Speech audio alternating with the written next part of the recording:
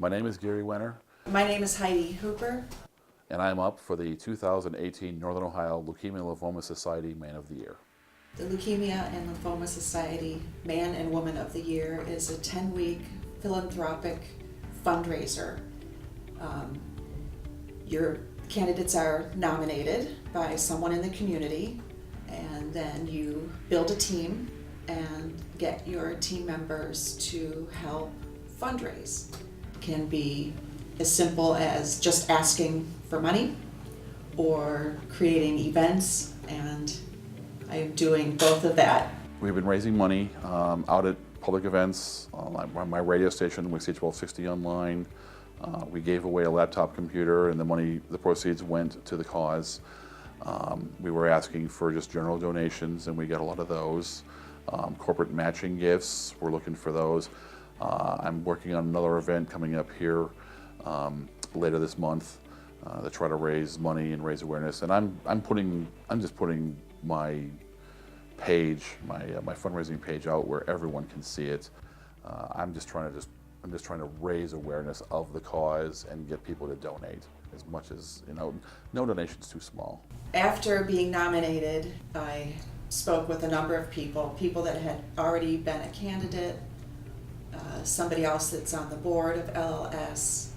Don't just raise money for research. They do also spend money on helping families with access to care, helping them with food, parking costs, for instance, places to stay, access to medication, and I thought that was pretty important. And this is for children and adults. We have a boy of the year and we have a girl of the year. Our girl of the year, Molly, is 7 years old, and she has finally completed her chemo treatments, and she's doing great. Stanley is 3, and he's still in his chemo, and I have yet to meet him. We've had events, and he's been unable to attend because he's been too sick. But he's a kid, and he's bouncing back. He's got a great attitude, but at the end of the day, he's a 3-year-old boy getting chemotherapy. And chemotherapy, from anyone who's ever had it, will tell you it's the most painful, excruciatingly horrible thing that you'll ever go through in your life.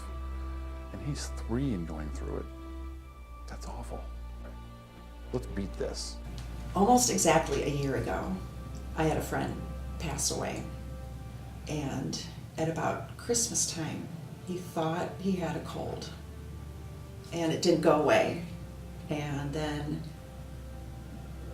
a month later, he thought maybe I have a sinus infection, and he was going to doctors, and they were treating him for those symptoms, cold symptoms, sinus infection symptoms, and he wasn't getting any better. And finally they tested him, and he had non-Hodgkin's lymphoma. And to see someone that just seemed tired, just shriveling up and dying within a month, it was terrible. And LLS looks for people that have been touched. I lost my wife in November of 2014. She loved music. She liked just hanging out, going out to eat, and doing a little shopping. She had a lot of shoes. She had a whole lot of shoes and a whole lot of purses. Don't they all? Is correct. No, she was just so fun and full of life, and she just loved people, her family. She had breast cancer. It was stage 4. And I had found out later that she had also had cancer of the spine. It was a horrible experience. It was my life partner, love of my life, just in the throes of it. She lost her pride, she lost her dignity, and it was horrible to watch someone you love and not be able to do anything about it. Just in unspeakable pain and suffering and being unable to do anything about it. But she had a great effect on a great many people, and certainly me.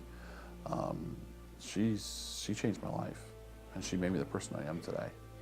And I will tell anyone who will listen that. Because now I have a chance to really do some good in her name. And maybe I can do something that can prevent this from happening to another family. Because I know how hard it was on me, and I mean, I went through a 3-year period where I didn't know what end was up. I don't want someone else to have to go through that. I don't want another family to lose a loved one like that. And if we can even save one person, then this effort is worth it.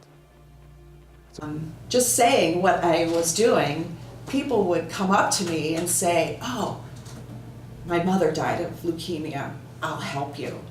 And somebody else, strangers, after hearing, you'd be in a bar one night saying, "Oh, this is what I'm going to do." And they would be so interested that, what can I do to help? And then you gather this group of people that have said, what can I do to help? And start brainstorming. When I started this campaign, and when somebody says, "Oh, I'd like to nominate you for Woman of the Year," it's pretty ego inflating. And then when you start to get involved, it's not about winning anymore. It's about this whole group of people doing what they can do to get some extra money to push forward the research into finding more drugs that will cure or alleviate some of the problems.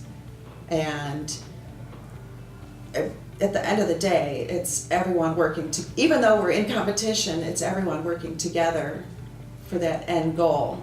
And if there's one less person that has to lay in a hospital bed and shrivel up and die, it's worth it.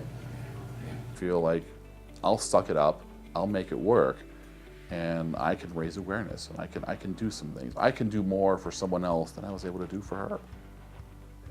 Her name would live on through you. Kathy is a beautiful name, and it's gonna and she still resonates with a lot of people, and I'm proud of that. And if through this her name continues to resonate, that's something that is greater than I can even fathom.